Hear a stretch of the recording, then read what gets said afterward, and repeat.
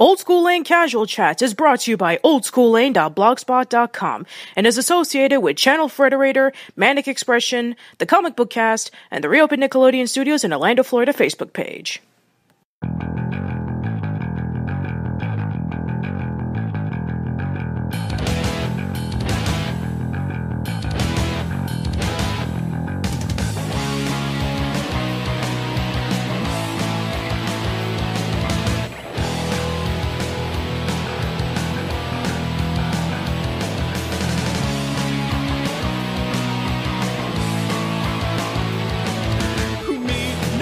I'm not the one. You say, don't wait, let's hit the gas and go. The night has just begun. If at the end I find regret, don't let my soul be drained with nothing left. The days they run away, and the heart it hardens, and the heart it closes. Just take my breath away. I've known is failure. Still you pull me close and say, hey!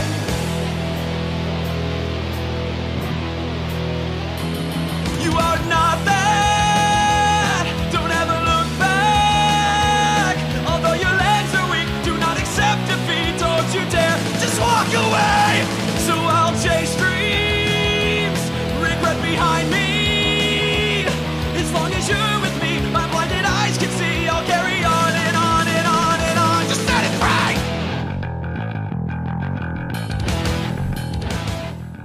Hello everyone, welcome to a brand new episode of Casual Chats. I am Patricia, and I am back with Eli, aka the Cartoon Hero. So welcome back, Eli. Good to be back. So last time on the podcast, we hinted at that we were going to be talking about another anime, and this time around we're going to be going over Naruto. There's a lot of things that have been going on with Naruto, such as the release of Boruto, Naruto the Movie, as well as a few days ago, the final episode of Naruto Shippuden had just aired in Japan.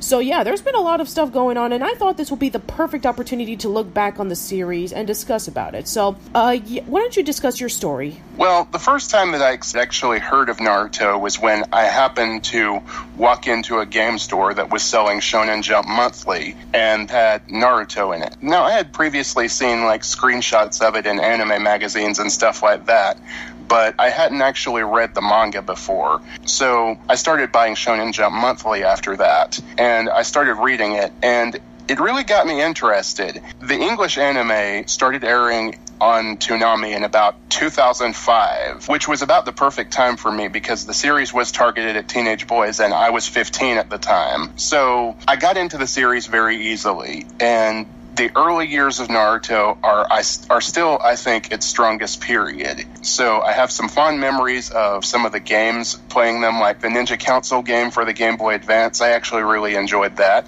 And I played a couple of rounds of the fighting games with friends, but I never actually owned one. I watched it for quite a while when I was a teenager, and that even contributed to my first YouTube username, Shinobi Flare. That's actually what I was named after, Naruto. I guess I kind of owe a lot to starting off as a content creator to Naruto, even though later on my affection for the series would, shall we say, dim.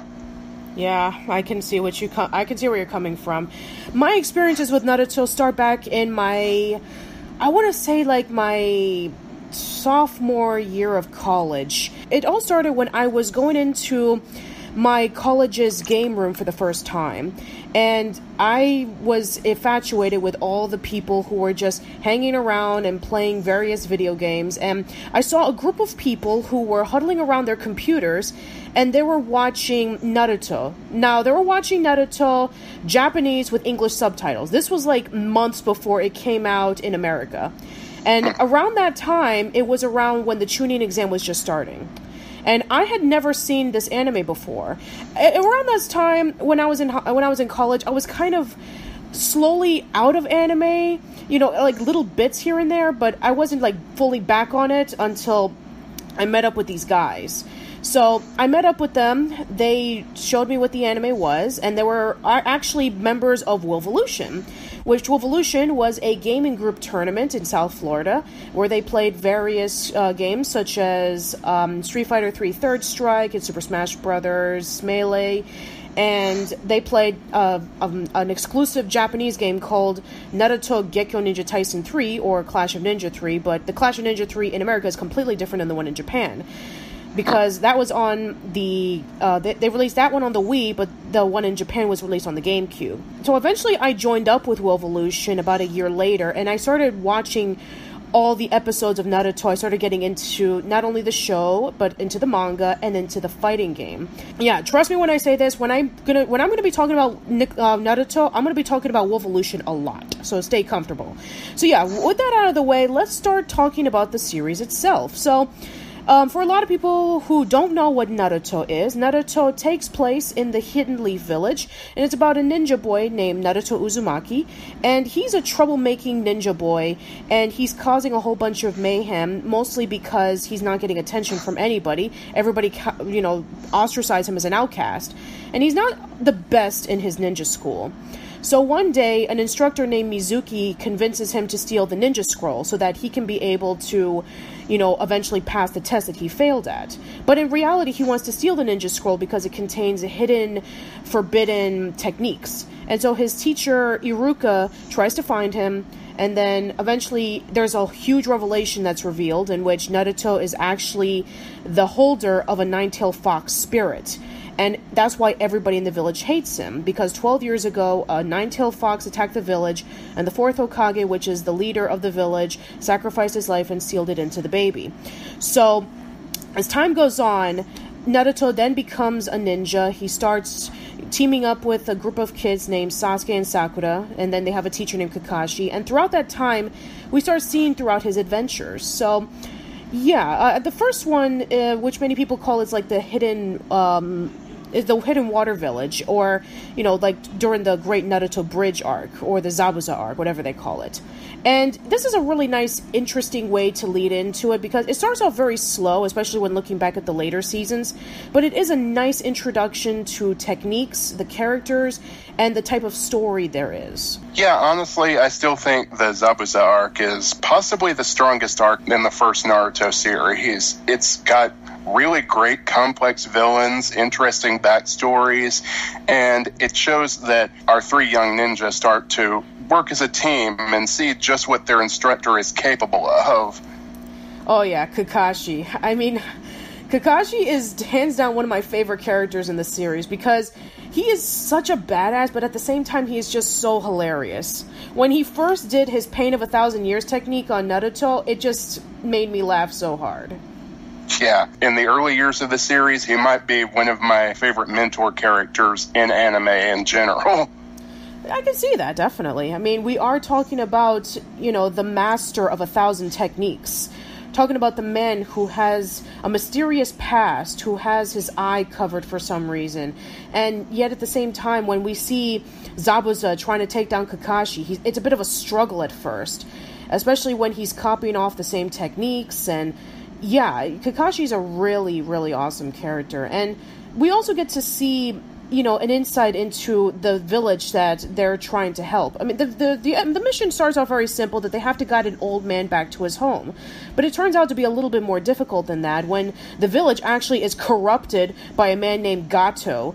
And it's basically, they're them trying to build a bridge so that they can be able to get resources from the bigger towns is what's holding them back. And he's basically having a huge monopoly on this town, and at one point the only bit of hope that they had was a man, and that was his son-in-law, and his grandson looked up to him as a hero, but then he was, killed by Gato and his men. In the anime, his arms were beaten so bad that they turned purple and he was up on a crucifix.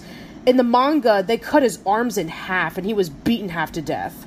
So yeah, everybody just pretty much lost faith in that. But until, when Naruto and the gang came along is when they actually got a sense of hope. And also, Haku is a really tragic character.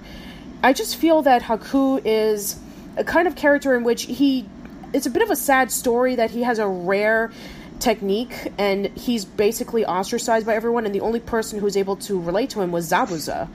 And one of my favorite moments in the entire anime was when Naruto was laying in the forest relaxing after training with Sasuke, and then Haku's just picking up flowers, and then he and Haku are talking, and Naruto thinks that that Haku's a girl, and he has kind of like a little crush on Haku.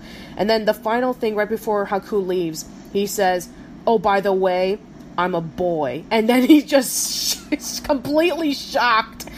It's so funny.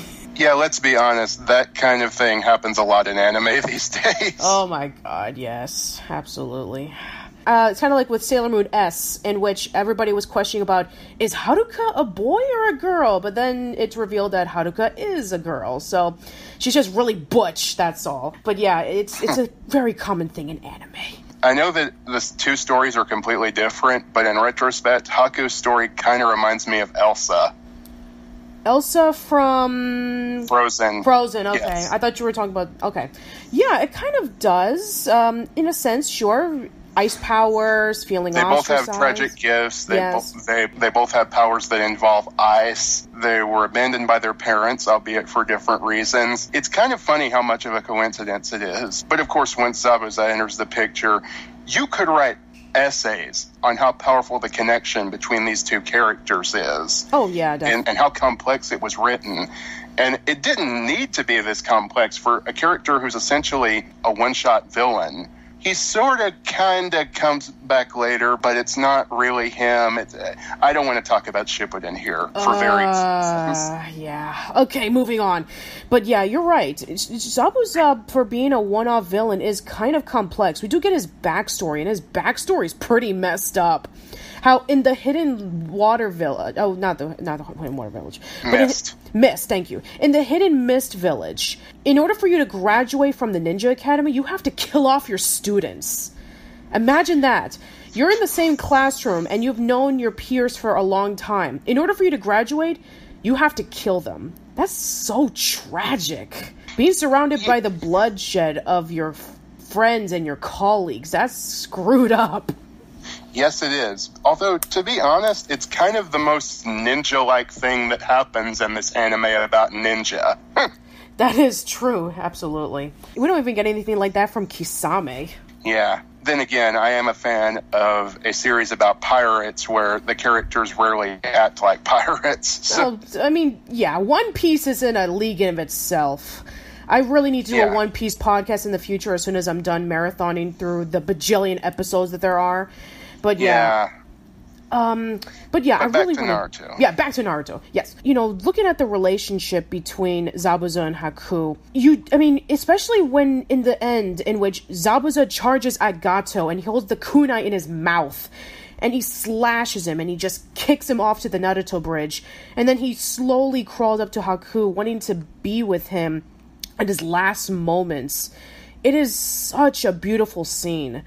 It really shows the power in how these two were able to connect with one another. And it does show a bit of a struggle when, Sasuke and Naruto try to take down Haku with his ice techniques. With his ice needles and his ice mirror. And we do get to see the Nine-Tailed Fox in his first form. So there is a bit of a struggle there. And it does really kick off the series in a really, really high note. And, as time goes on, they do differentiate the style and the way that the story is played out. Make of that what you will, but I think that it does get very interesting as time progresses. So... if you don't have anything to say, I think we can move on to the next arc. Yeah. All right. Next arc we have is the Chunin exam arc. And it starts off relatively simple. Starts off first as a test, which is, interesting thing enough. But, we actually get to see the other members of the Ninja Academy. So we get to see Team 8, and we get to see Team Guy. Oh my god. I remember when I first saw it, the whole gathering of all of these different teams for the Chunin exam. And you get to see all their different techniques and all the villages that they represent. It becomes really interesting. The test is pretty funny. I do like the fact that Naruto is constantly struggling through this test, and even though in reality it's not supposed to be about answering the questions correctly, it's supposed to be about cheating and not getting caught. But when they get to the forest is when things start getting really interesting. It's a long struggle. You get to see characters die, like being eaten and being taken down by the other ninjas. And this is where we get first introduced to our other villain in the series, which is Orochimaru. And he becomes like one of the more reoccurring villains of the series. And oh my god, when I first saw Orochimaru, I was like really freaked out.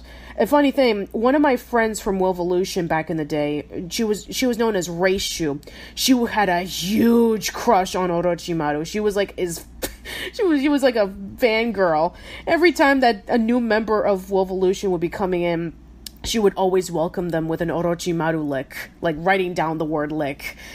But yeah, it's interesting. But he's really creepy, and we don't learn until later on that he's one of the Sannin. But man, just his introduction, the way that he almost takes down Anko, the way that he's trying to attack Team 7, the way he swallows up the scroll, and then we first get introduced to Kabuto. It's like there's a lot going on in just like that one section of the Chunin exam. And we get to see just how bloodthirsty Gaara is at that point. Oh, yeah, absolutely. When they reach over to the Hidden Sound Village team, and they could have just grabbed the scroll and go, but no, Gaara was just basically, I need to kill. He does the sand coffin and the sand burial, and, he grabs the umbrellas, and when he activates the umbrella and then he does his sand burial, blood is falling down, and it's just so creepy. It's also really metal, too. I have to admit, it was pretty cool, yeah. I mean, you would think that something like sand wouldn't be threatening, but if you do it right, it's pretty scary. Yeah, and that wasn't the Sound Village team. The Sound Village team attacks Naruto's team later because they want Sasuke. Oh, that's right.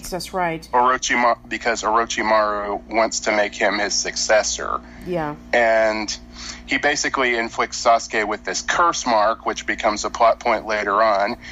Takes out Naruto with very little effort because he's Naruto. And then, well, let's be honest. He's not that powerful at this point. Yeah, and also it doesn't make anything easier when Orochimaru gives him the seal, and it pretty much just cuts off a good portion of his chakra. Yeah, at least for a while. Mm-hmm. And then Sakura gets probably what's honestly, sadly, probably her most badass moment in the series, when she sets a couple of traps for when the Sound Ninja arrive, and then King grabs her by her hair and is talking about how useless she is, and she has this dramatic scene where they were saying how her and her rival Ino were growing out her hair because Sasuke supposedly likes girls with long hair, though I don't know where they got that because he doesn't seem to like anybody. But she takes the kunai and dramatically cuts off her hair, and it's great. And then Lee shows up like a badass, and although it's ultimately all for naught, he does give it a good try. And then the other members of his team show up, and they're like, ooh, this Neji kid is scary. Let's go. Yeah, pretty much. I just want to say for, that particular scene right there, I mean, you have Sakura, who's willing to give the ultimate sacrifice by cutting her hair because, she grew it out because she wants Sasuke to like her. And when she noticed that it's completely up to her to save Sasuke and Naruto now that they're both unable to fight, and then Kin, when, she grabs the hair, it's like she's basically letting go of that part of her weakness, and then eventually she becomes, probably the strongest she's ever been in the series. Which is sad, considering she's not very strong in the end. Yeah, unfortunately. Yeah, but then again, everybody's already made fun of that at this point. Yeah, we could probably just move on to the fights, because I remember this is actually one of the first things that I did see when I learned about Naruto. So, the Chunin exam. So the third part of the Chunin exam are the fights. And it's done by random, and there's a lot of them to talk about. Obviously, there's one of the Sound members versus Shino. There's Tamari versus Tenten. There's Gaara versus Rock Lee. There's Naruto versus Kiba. There's Hinata versus Neji. And Sakura versus Ino. So, yeah, there's a lot of fights in this, and each and every single one of them have their own unique things happening, except for Tamari versus Tenten, in which Tamari pretty much owns Tenten for, like, literally nothing flat. I mean, people make fun of how useless Sakura is all the time, but they kind of forget about Tenten. I remember when one of my friends from Wolvolution was talking about Tenten, every time that he would see her in a scene or or somebody would actually play her in the video games, he would basically just say in the background, "I'm Tenten and I throw shit." Basically. Yeah, that's pretty much it in a nutshell. And she can't even do that right. Nope. But yeah, my favorite fights in the Chunin exam have to be Rock Lee versus Gaara. Definitely. It's the one that had the most stakes in it. And you see that Rock Lee has pretty much a huge disadvantage because all he can do is taijutsu, which is physical fighting. He can't do ninjutsu, which is techniques, and he can't do genjutsu, which is illusion techniques. So, in a sense, he's dedicated all his time to that. And we have a ninja from the Hidden Sand Village who knows how to do sand, and he basically has this huge defense wall, and he does all that he can. And we learn more of Rock Lee's backstory about how he was considered to be like the loser of the group, and how Neji's the genius because he comes from the Hyuga clan, which is like this high elite clan, and he has like the huge perfect techniques and all that stuff, and Rock Lee is basically just, he has nothing, and he tries his very best, and it just shows a lesson about working hard and dedication and having passion. And yeah, I just have to say that fight with Gaara, it just really emphasized that a lot, especially when he removes the weight from his legs, when he releases his chakra, and when he does his technique. It's like, man, that was so massive. And of course, it all ends in tragedy when Gaara does his sand burial and he crushes one of Rock Lee's arms and legs, and he's unable to fight. Yeah, I mean, in the beginning, it was kind of established that Lee was meant to be a joke character because of the way he looks and his mannerisms, which admittedly a lot of them he got from Guy. But once you learn his backstory and the way that he's had to basically work with an incredible disadvantage to get as far as the other students have done, and he did it by only training his body, and yet he did that so well that he's made it as far as they have. Once he actually starts to fight Gaara seriously, you actually see just how powerful hard work can be. Which is a fantastic lesson to learn, that even when you have a disadvantage, if you work well with your weaknesses and understand them, you can be able to overcome them and turn out to be just as good as the other person is, if not even better. So you have the genius of natural talent, which is Neji, versus the genius of hard work, which is Lee. Yeah, and what I find even more inspiring in a way is that they said that Lee would never be able to fight with those limbs that Gaara broke like he had before.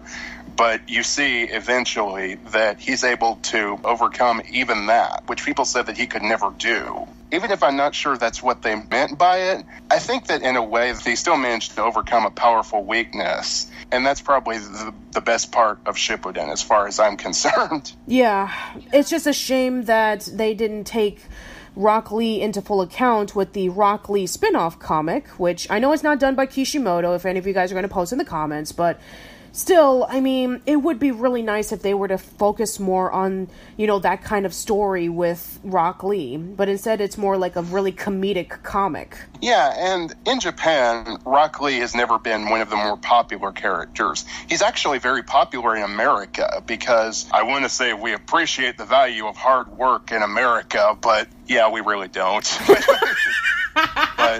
But I think a lot of readers did sympathize with him and his situation. Even if a lot of the times he's meant to be a joke, I still really like seeing him on screen. I do too. He's one of my favorite characters. Another character that I really was rooting for was Shikamaru. When he was fighting off Rin, I'm sorry. When he was fighting her off... It's Kin. Kin, okay, thank you. When he was fighting off Kin, and he does his shadow technique, that was such a really cool fight. And we do get to learn about how, even though Shikamaru portrays himself as lazy, and he, according to, his teacher Azuma, that he had, just as much lower scores as Naruto because he was just not caring about the grades, in reality, he's a genius. He has an IQ of over 200. He's very analytical, and he plans his techniques in advance. So learning about that was also really interesting to see. And, the fight with Hinata and Neji was also really interesting because it gets more into the inside story of the Hyuga family and how just screwed up it is. The more that I think about it, a lot of this could be applied to how kids learn in real life. Like how some kids are bad at taking tests, but they're actually very smart, like Shikamaru. And some kids are born with natural disadvantages, but they overcome them, like Lee. Yeah, it's like what Albert Einstein used to say. If, a fish will consider itself really stupid if it can't climb a tree. So, yeah, a fish can't climb trees, but that doesn't mean it's stupid. It just means that it has a different ability. It knows how to swim very well. A different skill set. Exactly. So everybody has a different skill set. Some people are good with reading. Some people are good with math. Some people are good with science. Just because we're weak at one thing doesn't mean that we can't be weak at other things or we're completely useless. There's just a different set of skills that we have and different styles of learning too. Some people are really good with lectures. Some people are good with looking at pictures. Others are really good at studying or something like that. So it's different. I could go on this huge rant about how we rely so heavily on standardized tests, but this is meant to be about Naruto. That's okay. Maybe we should have done it for the first test. Anyway, continuing on. So, yeah, so with the Chunin exam, I'm sure we can talk about that forever, but let's just move on. And so the next thing I want to talk about is the attack of the village. So, no, wait, not the attack. I'm sorry. When he meets up with Jiraiya, that's what it was. So, yeah, when Naruto meets up with Jiraiya, I remember first of all, come on, the first meeting that you have with Jiraiya, he's at a bathhouse looking at naked women. It's like, this is our main teacher, ladies and gentlemen. Great. Yeah. I know that, the typical perverted teachers, really common. Kimura, Master Roshi, but still, But, yeah, it was pretty funny, just the first introduction of Jiraiya where Naruto turns into the sexy technique and he just basically is so weakened by it. And then he starts training him throughout the month so he can go over to the Chunin exam finals. And he starts learning how to summon toads. And, at first, you get to see, the dynamics between Naruto and Jiraiya, which is going to be really prevalent throughout the series. And then as time goes on, we see Sasuke and Kakashi training with one another. Kakashi seals up the curse seal, and he starts training him using the Chidori. And then as time goes on with the finals, we do get to see the fight. Which is honestly one thing that I never got, because I know it's trying to say that Kakashi is making a bad decision because he wants to train Sasuke up because he sees so much of himself in Sasuke. But at one point, after he seals up the curse seal, he's like, if you put too much stress on the seal, it'll destroy it, and this will all have been for nothing. So let's go on and put you back in the Chunin exams. Yeah, it doesn't make any sense to me either. I get that certain stress maybe would trigger the curse seal. I get it, but you're training a kid how to shoot lightning, so make of that what you will. And honestly, I didn't see the point of him changing the name of the technique either. But Chidori does have some significance in Japanese mythology, so I won't be too mad at that. Yeah, I know that, I'm sure if we were to go into the, the core of the Japanese, the difference between Raikiri and Chidori, I'm sure somebody will tell us about it. But yeah, there are some differences. Like, for example, I think that Chidori, it does have the chirping birds, which is where the name comes from, and Raikiri doesn't.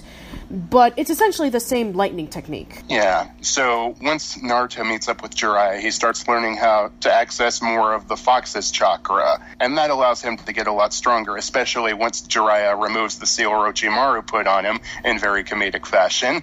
And that leads us to round 2 of the Chunin exams. There are a lot of fights we could discuss. Of course, there's Shikamaru versus Tamari, where he demonstrates further just how much of a real genius he is, because Tamari's like, oh, I observed your fight with Keen, so I know how your fighting style works, and Shikamaru still finds a way around it. Yes. But of course, that takes place after Naruto's fight with Neji, which is actually pretty cool, because in a way, if you were a hardcore Naruhina shipper, you could take it as a grudge match because Neji really stomped Hinata in their match, even though he's supposedly a member of the weaker branch of the family, which doesn't really make a lot of sense to me. But I guess it kind of sort of makes sense because, you know, even with certain branches of family, there are some that are above more than others. I know, but I took it to mean that part of Neji's branch of the clan power was sort of cut off. But I guess Hinata didn't train to the degree that Neji did. So it makes sense that she lost, but it doesn't really make sense about how Neji is supposed to be part of the weaker branch of the family even so. But I guess it varies between person to person. Yeah. Anyway, when Naruto actually starts using the fox's chakra, we get to see just what he's capable of in this fight with Neji. And he actually beats him, which is a little bit more satisfying than how he beat Kiba. Yeah. Yeah. But of course it all comes to a head when Sasuke fights Gaara. Gaara starts using this absolute defense technique, which was previously teased, but he didn't quite use all of against Lee. However, once Sasuke breaks through the wall, we basically get the reason why Gaara is considered so powerful, and yet, because much like Naruto, he has a demon inside him too, a one-tailed Tanuki demon named Shukaku. That leads to the attack on the hidden leaf arc. Yes, that does. So, throughout this entire time, the Kazekage, which is the leader of the Hidden Sand Village, was acting really weird. But it turns out, surprise, surprise, it was Orochimaru in disguise. So now we have the attack on the village, and it's pretty intense. I mean, just seeing the third Hokage fighting against Orochimaru was really cool. Especially, you know, when we get to actually see the first and second Hokage for the first time. Even though technically it's not really sort of them. They're just sort of raised from the dead. But it was kind of cool to see that. Just all three Hokages fighting at once. And then, you know, the third Hokage makes the ultimate sacrifice by summoning, like, a demon god, and he tries to steal away Orochimaru's soul, but he's only able to get it to his arms, and he's basically rendered useless. And then the third Hokage pretty much dies, and it's like a massive sacrifice. Even though that they were able to defend the village, it unfortunately paid off a heavy price. And the fight with Naruto and Gaara was just so amazing. Just seeing the two-tailed creatures just fighting off one another, and Naruto telling Gaara, "You're not alone. I know how you feel. I was ostracized and I was an outcast too." And Gaara just sees for the first time, it's like, there's somebody who's just like me. It's kind of funny because in interviews, Kishimoto said that he basically created Sasuke to be the ideal rival character for Naruto.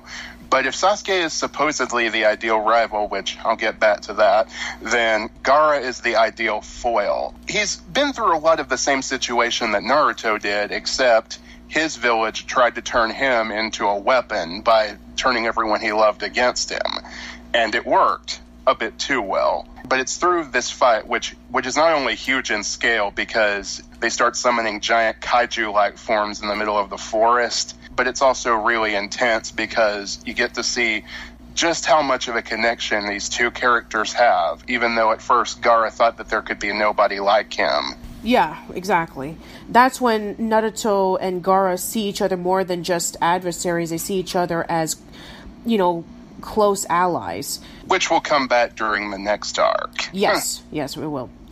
So, yeah, after that, then we go over to the Sannin arc. So, now that the third Hokage is dead, they ask Jiraiya to be the next Hokage, but he refuses. And so he says there's only one other person who can do it, and that's Tsunade. And so it's Jiraiya and Naruto who try to look for Tsunade. And we learn a little bit more about her being the legendary sucker who constantly loses at gambling. Do get to learn more about her backstory, about how she's constantly using, you know, healing techniques to stay young, and how she lost her boyfriend and her brother, and she wasn't able to save them, and how she has a fear of blood. And so we see Orochimaru and Kabuto coming back, and Orochimaru is going over there so that his arms can be healed from the third Hokage's seal. And then we have Naruto training with Jiraiya, and this is where he first learns to do the Rasengan. Well, kind of. Tsunade understandably has a grudge against the Hidden Leaf because of what happened to her family. Because she spits on the name of the Hokage when Jiraiya asked her to be Hokage. And Naruto, all his life, has wanted to be the Hokage, to prove himself to everyone who basically thought that he couldn't be anything. And that kind of hits a personal note with Naruto. He tries to challenge Tsunade. He gets his ass kicked because Tsunade is amazing. And she basically makes a bet with him that if he can master the Rasengan within 1 week, then she will become the Hokage. And he kind of sort of does it on time, because at the end of that week, Orochimaru comes back because he basically gives Tsunade a week to think it over, even though he basically already told her that he's going to use his new arms to destroy the village, which doesn't really make sense to me, because even if Tsunade has a grudge against the village, I'm pretty sure she doesn't want to see innocent people die. No, absolutely not. But Tsunade comes back, and instead of accepting his offer, she just decides to kick his ass, because that's what she does. And Jiraiya, Tsunade, and Orochimaru have this huge fight with all of their summons, because Orochi means snake. His thing is giant snakes. And Tsunade can summon slugs, which can spit acid and replicate themselves and things like that. It's a 3-way battle between the 3 Sannin, with Naruto fighting Kabuto off to the side. And it's during that fight that Naruto is able to use his shadow clone technique, which is basically a cheat code for Naruto. As we keep going, he uses one clone to hold the Rasengan and another one to spin it. So he's able to master that technique in order to defeat Kabuto. And throughout the end of that whole fight, Orochimaru and Kabuto retreat, and Tsunade agrees to become the Hokage. And then afterwards, because, Orochimaru's been getting really desperate for a body, this is where we have the last arc of Naruto, the original, is the Sasuke retrieval arc. And this is the one that I feel has, the most things going on, because you have Naruto... Okay. Oh, go ahead. Can we cut back a little bit to the end of the previous arc? Oh, I'm very sorry. Please, go ahead. No, it's okay, because at the end of the previous arc, Sasuke was in the hospital because he got injured during his fight with Gaara. And during that, 2 other characters who will become more prominent in Shippuden, Kisame, another swordsman from Zabuza's Hidden Mist village, and he's basically a human shark. Well, at least his name isn't Shark. Basically. And more importantly, Sasuke's brother, Itachi. We kind of skimmed over this earlier, but Sasuke basically swore this oath to kill him because Itachi murdered his entire family when he was a child. The less said about that payoff, the better. But Sasuke basically tries to attack him, and Itachi no-sells it, basically telling him, "You're weak, and if you ever hope to beat me, you have to become a lot stronger." When Naruto comes back, having learned this new technique, Sasuke becomes, he's never really happy, but he's not very happy with Naruto at this, because Naruto, this ninja who previously was unable to do anything that he could have, is now stronger than him. More of the ninja from the Sound Village come back and basically offer Sasuke the chance to become stronger by expanding on the curse seal that Orochimaru gave him. So they take him and put him in a barrel, which is kind of a hilarious image, and they basically kidnap him, sort of, even though he goes with them willingly. But because Sakura saw it, they know where he is, so they're able to send a team of ninja who, while they are pretty strong, their most important feature is that they know Sasuke, so they'll probably be able to get him to come back. So it's Naruto, Shikamaru, Choji, and Neji, and later Lee comes in. But what's actually really impressive for a shonen battle series is that it encourages teamwork. Because there's not a lot of that. Usually it's all about the main character being the strongest one. The 4 of them have to go after Sasuke, and most importantly, they have to go together because they know that there are at least 4 powerful sound ninja guarding him. Eventually, however, they do end up getting split off, but all of the fights following that are amazing. Yes! Even though they kind of end up having to get bailed out by a couple of other outside forces, because... Except for Choji, because, oh my god, Choji's fight with Jirobu was amazing!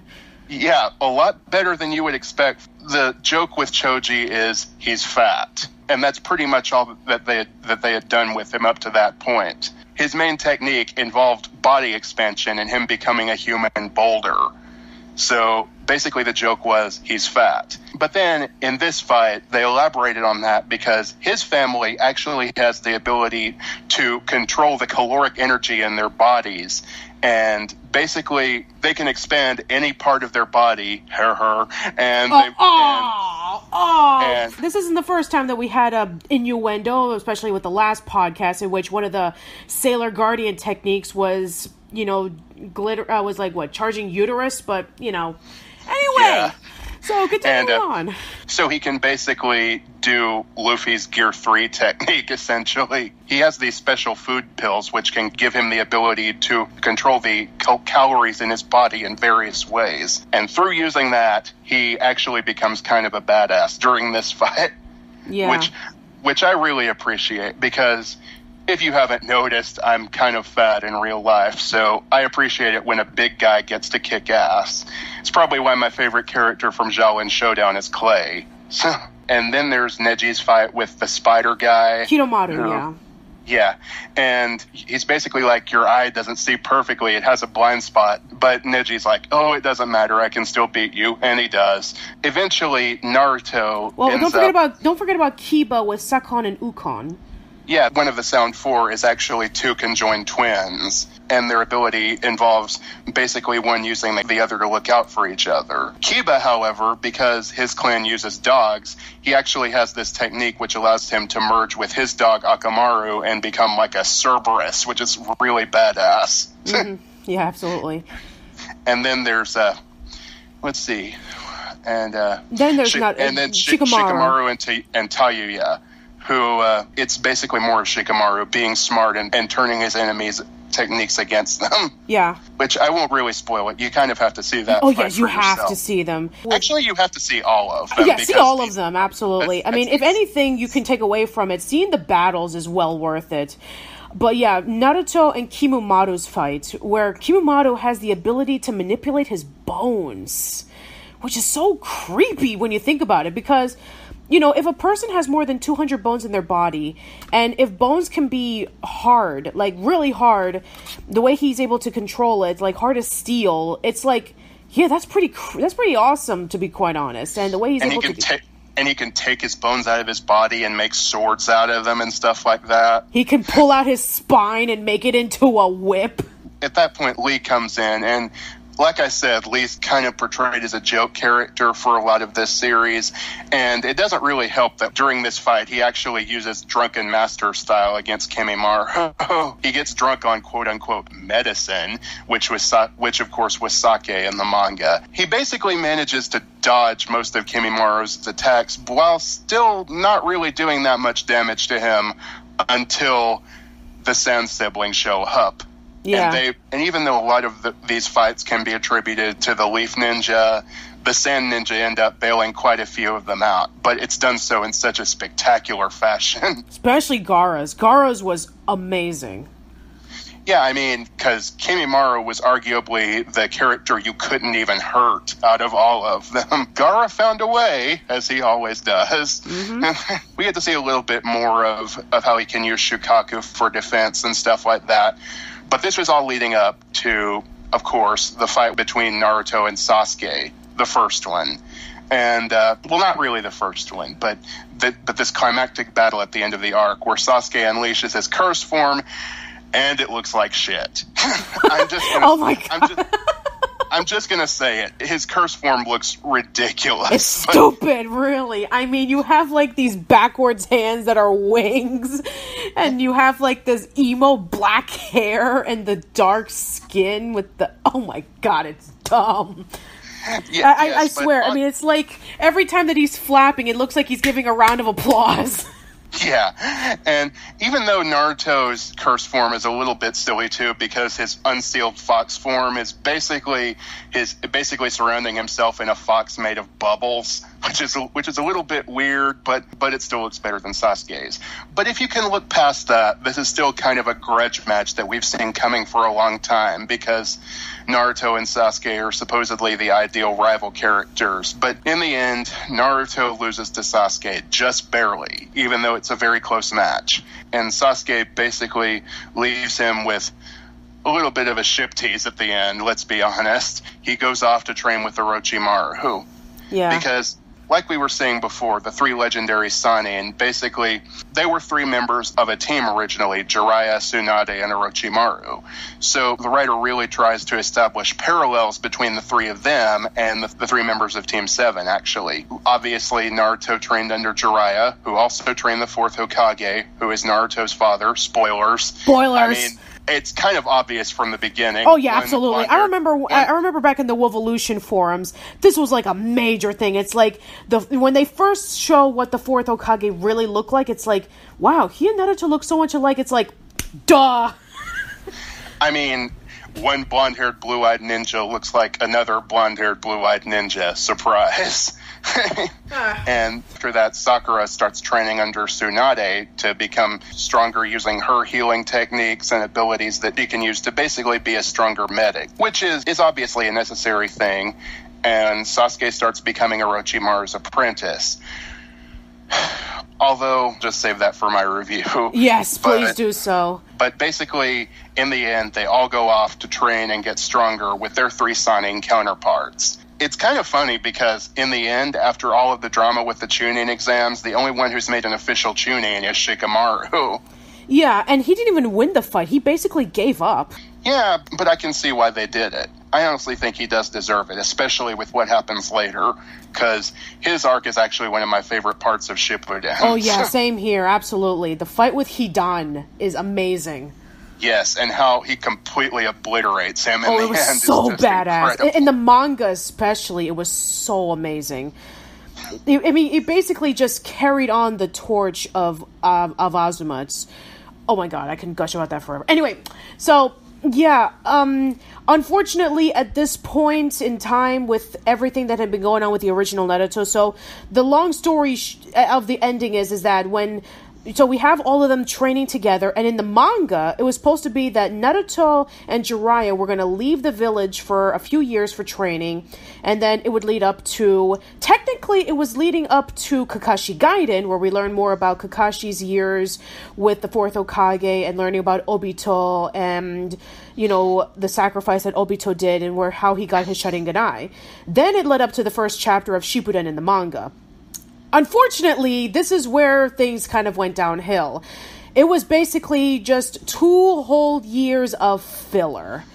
And, oh god, where do I start? I remember when the filler was starting off at Naruto, and everybody in the Wolvolution forums, they went crazy for it. Oh, before I tell this story, I actually have to tell the story about how I first got introduced to Naruto with Tsunade. So I had already been familiar with Naruto already. I've already seen through the episodes. And there was a huge announcement that the first 2 episodes of Naruto were going to be airing in Tsunade. So the guys at Wolvolution were holding a huge party over at one of the members' house. And everybody was really curious about what the dub was going to sound like. It was either going to be terrible or it was going to be amazing. So at first, everything was playing out really well. And when Naruto said, "Believe it," everybody just broke out laughing. But the thing that really broke out laughing with everybody was when Haruka was in the corner and he was bleeding, and he was saying to Mizuki, "He is Naruto Uzumaki of the village hidden in the leaves." Everybody just broke down laughing, and they didn't stop laughing for 3 minutes. And it was like, oh my god, it was just so funny. And everybody made a whole bunch of Believe It jokes afterwards.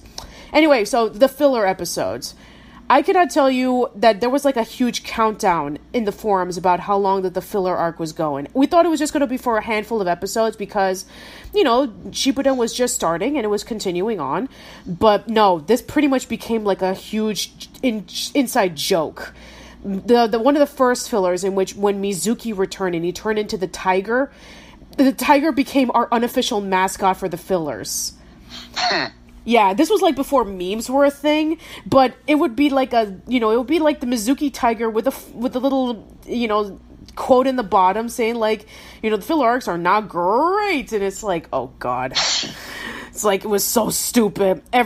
Each of the filler was just getting so ridiculous. Like, the one episode in which Naruto and Shino have to help the guy from laughing at his father's funeral, otherwise he doesn't get the inheritance. Or the one episode in which Naruto, Choji, and Sakura have to help the guy at the ramen shop. Or the one episode... Ninja chefs. Yes, the ninja chefs. Or the one episode in which Ino has to help this family this guy who has like low confidence with himself, and it kept going on and on and on. And then when there was the announcement of Shippuden started, everybody just went insane. There was that year I was in MegaCon, and everybody was wearing t-shirts saying the filler is over. I mean, I've made jokes before about Naruto's filler, as we all have, but one of the series that I compared it to was Inuyasha, which is a series that I had previously thought was known for having a lot of filler. But then, one day I got curious, and I actually looked up how many episodes of Inuyasha were filler. Turns out, it has less filler than Shippuden. Really? Really. And I had no idea. In fact, I'm actually going to bring that up in my review. But to be honest, yes, the filler is really, really stupid most of the time. But there actually are a couple of things I kind of appreciate that they tried to do in it.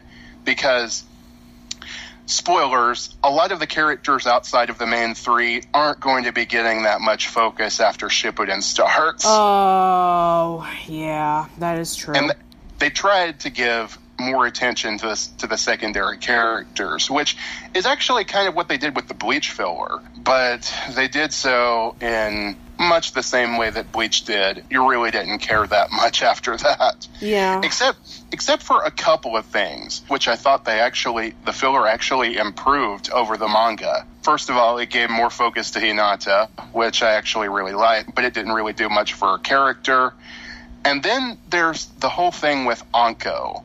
I talked about this in my previous review for my 200th episode. When Orochimaru fights Anko in the Forest of Death arc, then we get hints that Anko was actually one of Orochimaru's previous subjects, an attempt to turn her into his next successor. But the problem is, we only see that hinted at. We don't really get to see what her backstory is. Except in filler, they actually kind of tried to show a bit more insight into what happened all those years ago. And it wasn't perfect, but I still appreciate that they tried, because that's one part of the manga that I felt was unfinished. Yeah, I am starting to realize now that even with the manga, they do skim a lot of the characters. I've noticed that when, just want to let you know that since the last podcast, I have been watching Sailor Moon Crystal. And one of the things that creepy Iguyama 70 and I were complaining about was that it had too much filler. Then I started watching Sailor Moon Crystal, and then I realized, yes, the story moves in a much faster pace, which was one of my biggest gripes. But the major detriment is that the Sailor Guardians just had little to no character. At least with the original anime. Yes, a lot of it was filler, but they had so much character in it. There were so many episodes that I remembered that it emphasized the personality so much. Like with Mako, doing the ice skating competition, with Minako healing everybody when everybody was sick, and she's doing a really piss poor job, or with Rei at the shrine and her perverted grandfather, or with Ami deciding on whether she should move to Germany when she gets the college acceptance, and whether she wants to continue on her path of being a doctor. Man, it's just like, I miss those episodes. I miss the episodes where it focuses a lot of the characters and the humor, where the episodes were just so funny. And then when watching through Crystal, it's like, yes, I do appreciate that they stuck with the manga, but the personality is just gone. And it's like, yeah, I mean, I'm very mixed about it. And definitely I will do a podcast on Crystal when that's over. But you do have a point in which in the manga, they do speed up the story because they want to focus on the main characters, but if a filler episode does it right, they can give development to a secondary character that just never had a chance to, have their story said. I mean, granted, the filler isn't canon, so we really don't know how much of it is true or how much of it actually applies or how much of it Kishimoto himself was directly involved with. But I still like to think that it's kind of true. Yeah, sure, absolutely. The one that I still remember was, finding out what Kakashi's face looked like. Yeah. I mean, it is up there with, Goku and Piccolo getting their driver's license. It is one of my favorite episodes. I don't think we could go without mentioning this one. Probably the most infamous filler arc, Curry of Life. Oh my god. I forgot about that one. Oh my god. I still recall when watching through those episodes for my review, that scene where Lee gets hit by that lightning attack and he's just like a rubber doll bouncing down the mountain. Oh my god. And even when he takes off his weights, he still isn't able to beat them. And everybody's just like eating the curry of life and they're all passed out because it was too spicy. Oh my god, that's so dumb, but it's so funny. And then there was that episode where Naruto adopted a monkey. Oh, yes, I remember. And he tries to keep him into his house, and he tries to show him about... and it pisses on his back. Yes. And he names it Naruto because of the little fish cakes that is served into the ramen. Yeah, I remember that one. Yeah. Honestly, I think the reason that we think the Naruto filler is so bad is because there was this huge chunk of it, and it was near the end of the series. But if we thought the filler was bad in Naruto, when Shippuden came around, they were like, we'll show you what real filler is. Oh my god. And I didn't think that it was... I mean, at least the filler in Naruto can be ridiculously stupid at times, but... I mean, they took the whole concept into a whole other level with Shippuden. But anyway, let's just start wrapping things up. I want to talk about the 3 movies that came out of Naruto. What are your opinions on them? Well, to be honest, I haven't really seen that much of them outside of reviews. I do remember that one scene with probably the best one, I think, at least from what I've heard, is the one with the Land of Snow. That's the first one, yes. That is the best one. I do agree. Where Japanese George Lucas gets attacked by a ninja train. Yes. Oh my god. I mean, I guess if we are talking about Naruto, I guess we have to talk about the Naruto comedy spoof series show. Yeah, which actually spun off of just how much little Karibo hated the first Naruto abridged series. Yeah. I guess that shows you creativity can come from the most unexpected of places. Yeah, I mean, it's funny because that's actually my first introduction to Masako X, right even before he started with Team 4-Star, was him doing the Naruto abridged series with Vegeta 3986. And then drama behind the scenes happened and that series just sort of petered out. Yeah, but to be fair, I mean, the Naruto comedy spoof series show was so much more funnier. Come on, David Bowie Kakashi, that is amazing. Yeah, which is kind of tragic in hindsight. Yeah. Okay, you have a point, but seriously, but yeah, the first movie of Naruto is so good. I do really still enjoy that movie. I mean, it is kind of strange at first because, it's about a actress who's portrayed as the princess, and you're like, wait, there's like, it's kind of like a weird alternative universe in which weapons don't exist, but there are some automobiles that do exist, like cars and trains. And the technology in Naruto was always weird because they have electronic surveillance, but they're still on VHS tapes, but yet they somehow don't have firearms because, of course, gun beat shuriken, basically. Yeah, it's weird. Yeah, it's a really interesting movie. If none of you guys have ever seen it, go watch it. The second movie was, it was alright. The third movie was the worst of them all. Oh my god, I remember. Yeah. Okay, I actually have a story about this. Okay, it was during my junior year of college. I used to work at a computer lab, and I had a friend who used to visit there all the time. And he was, the stereotypical guy who was, like, obsessed with Japan. And he was saying, like, oh, I want to move to Japan someday. Japan is so much better, blah, blah, blah, blah. And so when he was over in Japan for a visit, he actually purchased me the third Naruto movie on DVD, which I couldn't see because it was region locked on my DVD player. But eventually I was able to see it online. And I was like, my god, this movie is stupid. So basically, it's Naruto, Sakura, and Rock Lee and Kakashi. It's basically that they have to protect this king. and his son. And they're watching a circus together. This king is, like, really fat, and he's, like, completely useless. And his son is, like, this really shy, quiet genius. And he's being attacked by a whole bunch of ninjas. And the worst thing about that movie, hands down, was when, Naruto is unable to move, and then the king is helping him push him to do the Rasengan. It's like, this is painful. This is stupid. Why am I watching this? And the fact that the main villain is named Shabadaba. Yes!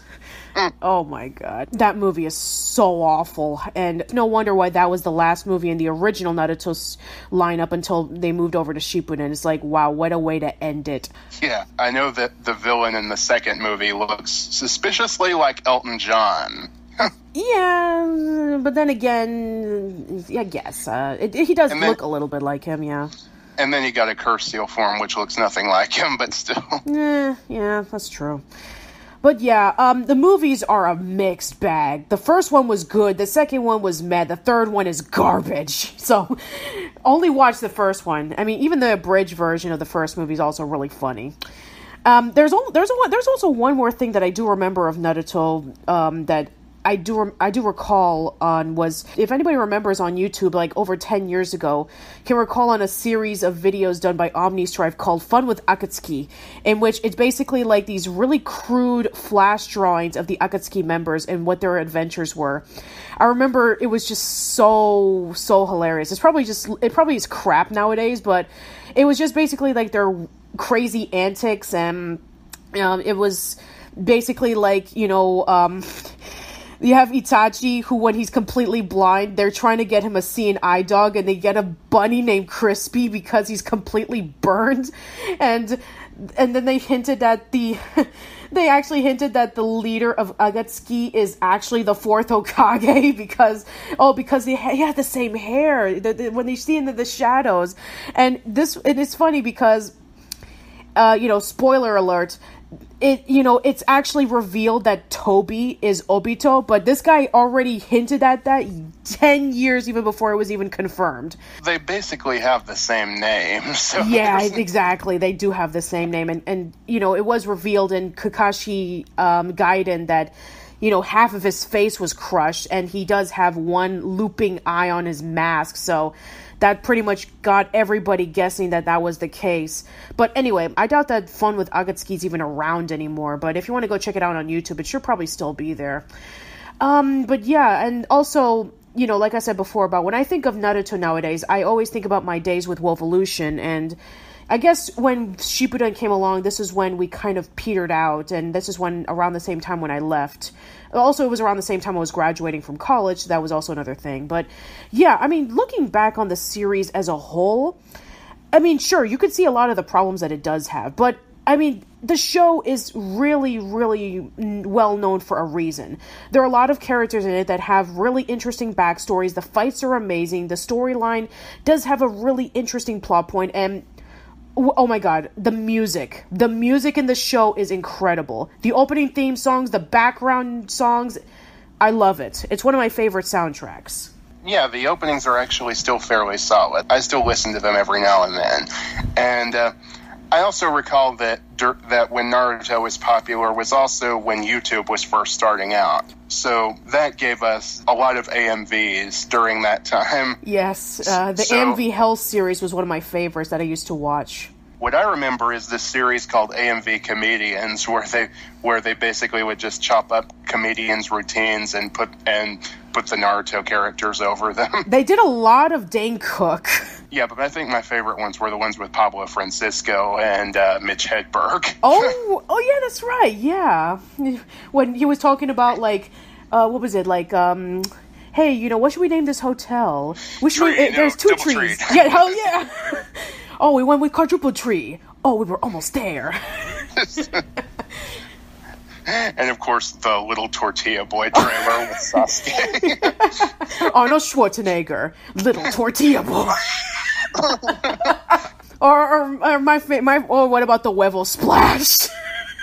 Yeah. Wevel Splash for the man who shaves his Wevels. Oh my god. Yeah, I remember. I've seen those what too. What were you saying about innuendos? Yeah.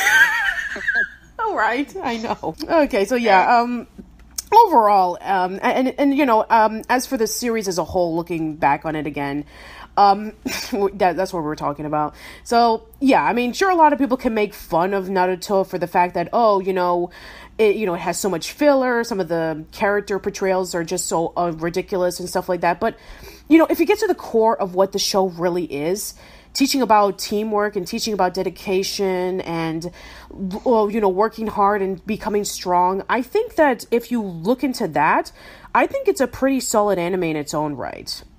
I agree. And even though I'm probably not going to be too kind to Shippuden when I review it for my 300th episode, I don't blame you.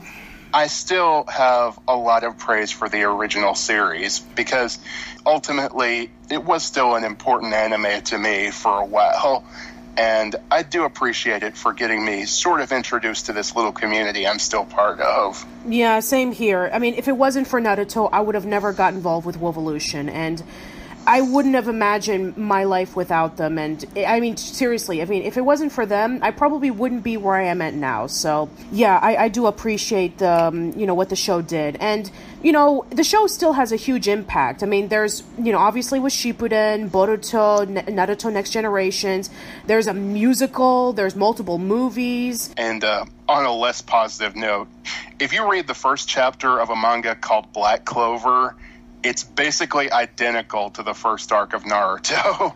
I've never heard of it. It's a new Shonen Jump series. I think it was part of a Jumpstart special because they were trying to add new manga to the monthly lineup, and they basically went with the safe option because Black Clover is very comparable to Naruto if you actually read it. Okay, fair enough. I mean, I guess it's kind of like the same thing with when in Japan, when they were done going through the episodes of Dragon Ball Z Kai, they went with Toriko, and Toriko didn't do as well as they thought, so they went back to Dragon Ball Z Kai reruns. Which is a real shame. And Toriko recently ended its manga, too, so... So did Naruto and Bleach. It was really kind of the end of an era recently when it comes to anime. Yeah, you actually do have a point. Yeah, absolutely. Just Bleach was over, Naruto was over. So yeah, it's kind of interesting about how just recently, after like almost 20 years, that this kind of era is coming to an end, and then we have like the new shows like One Punch Man, My Hero Academia, Yuri on Ice. All these shows are coming in and kind of like, you know, being the next big inspirations for all the younger generations. And One Piece is probably going to end when it's about 2,000 chapters in because it's the best. Who said that? Nobody.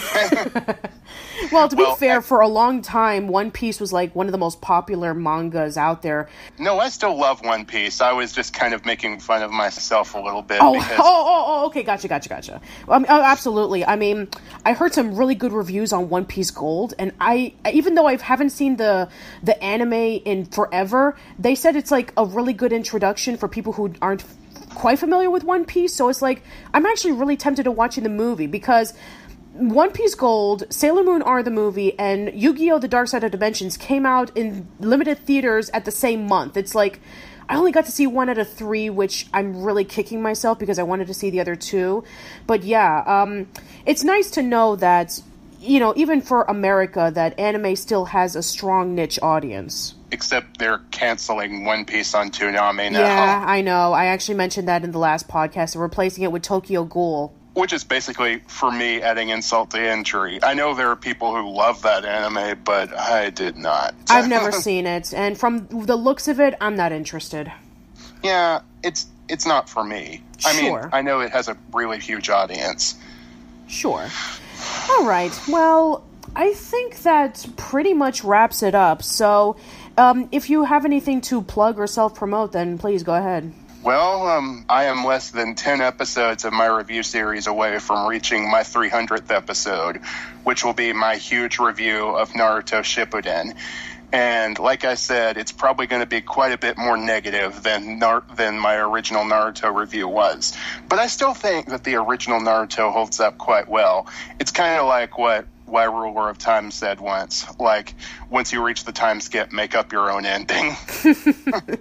Yeah, that's true. I mean, Naruto still has a huge impact, even still to this day in Japan. It's one of the ambassadors in the 2020 Olympics, so I'm really excited about that. Yeah, I still do respect its legacy. I just kind of fell out of love with it after a while. Yeah, me too. It's the same way I feel about Bleach, in which I was in love with it, but then as later on I was like, I don't care anymore.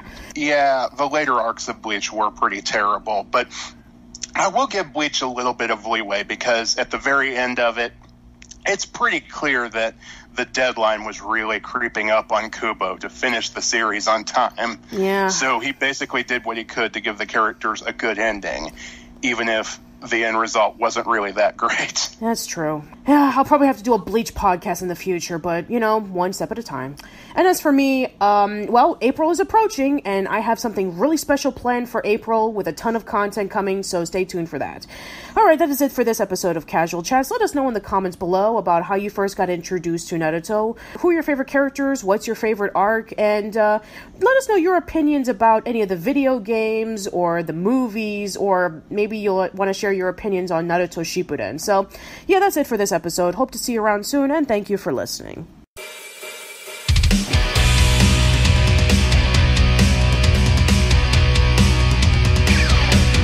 We are fighting dreamers, aiming how to touch the sky with fighting dreamers. Appearances mean nothing to us. Fighting dreamers, these are the words that we believe in. Just go my way. Right here, right now. Fight the bullet, that's my desire. Right here, right now. Drop it off, burn it down in fire. Right here, right now. Fight the bullet, that's my desire. Right here, right now. In the middle of this never-ending road, I don't know exactly where it is that we're supposed to go. Skies lined with crows, they'll never bring me down, cause it is where we're meant to go. I feel it in my soul. The eye of my heart, it always slowly opens up. It always brings me hope for tomorrow. Yeah. We've lost nothing, no nothing that we won't get back. Now